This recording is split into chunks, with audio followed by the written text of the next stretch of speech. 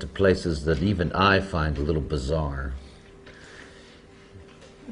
When I look at the projector and I think in terms of sexuality, one of the things that I know about the projector is that the projector, and I have to be very careful the way I say this, okay?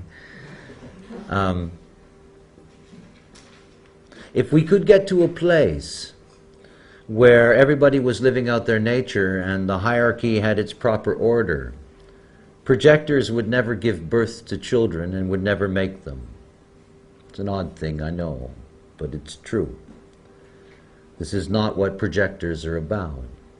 And of all of the types, when you look at the projector, they are the ones that are the furthest away from the reproductive nature of society. In fact, if projectors were here, basically the way it would work is that projectors would come in, they do their job, and they leave nothing behind.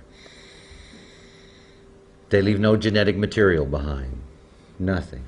Now, obviously, that's not the way it works. They are in the deep conditioning of the sacral field. And the projector is very, very, very different from the reflector. Reflectors are different from everything else and don't follow under the same guidelines. But when you're dealing specifically with the projector, it's very important to understand something. They are not generative. They are not here by their very nature to bring life into the world. It is not their nature. It just isn't. Oh yes, they can. They can be conditioned to do so. They can be conditioned to be fertile. And to be conditioned by being fertile, by being in the aura of somebody that they should not be in the aura with. Because then they end up being reproductive. See, projectors, they are neither generative nor manifestors. And every time they enter into any of those realms, they suffer the consequences of that conditioning because it is not for them. They are here to be recognized and recognized as guides. And they're here to be rewarded with energy for being those guides. Think about the sexuality then of a projector.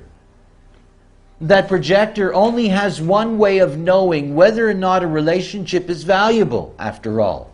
They have to be invited. But after that, everything is out of their control. They're not going to be invited to this kind of sexuality or that kind of sexuality or whatever. They're going to get into the relationship vibration. They're going to get into the generative or manifesting field that's there, and they're going to be ruled by that field. And it's not them. You see, they are not here at the deepest level to worry about what they bring into the world. They're here at the deepest level to make sure the world keeps going. And in a sense, for projectors, we're all children. You know, a projector looks out at the rest of the energy types and looks at them and says, boy, do they need guidance. Oh, these poor little children, boy, are they lost. I better take them along and show them the way.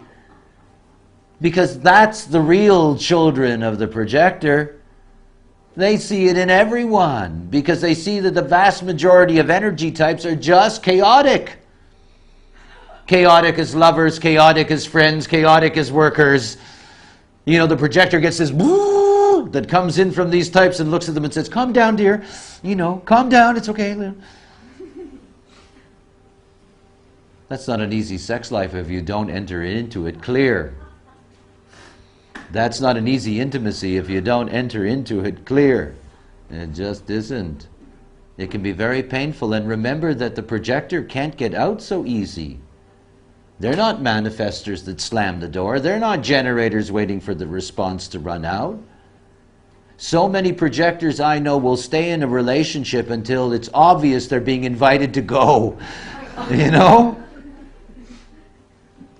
It's just the way that works. And you have to understand it's the other way around. See, the job of the projector is to be able to say, there's the door, take it. It's them. They're the ones that are here to guide us, to point the way. They're the only ones who can tell us where to go. Not what to do. Where to go. to keep all the traffic moving, to keep everything in harmony. That's what they're here for. So in their health and in their sexuality, in their intimacy, you can see that projectors have a really hard time. They have a hard time fitting into that world. And because they don't have the ongoing generative or manifesting capacity to operate in the strategy moment by moment to get out of it, it's not easy. If they make a mistake, that mistake can haunt them for decades. Decades. Because you see, they need the link, they need the energy. They can't be without it. Nobody puts up with more abuse in this life than projectors. Nobody. They put up with enormous abuse. They are taken advantage of by energy types. They are abused by energy types. They are kept in their place by energy types. And the projector just suffers its bitterness alone. Nobody sees me, nobody appreciates me. It's a pain that you can literally feel when you meet these beings. It starts with the strategy. You see, the invitation is recognition. Oh, it may not be the best invitation, and there will be others. There's lots of them. But you see, there comes the recognition.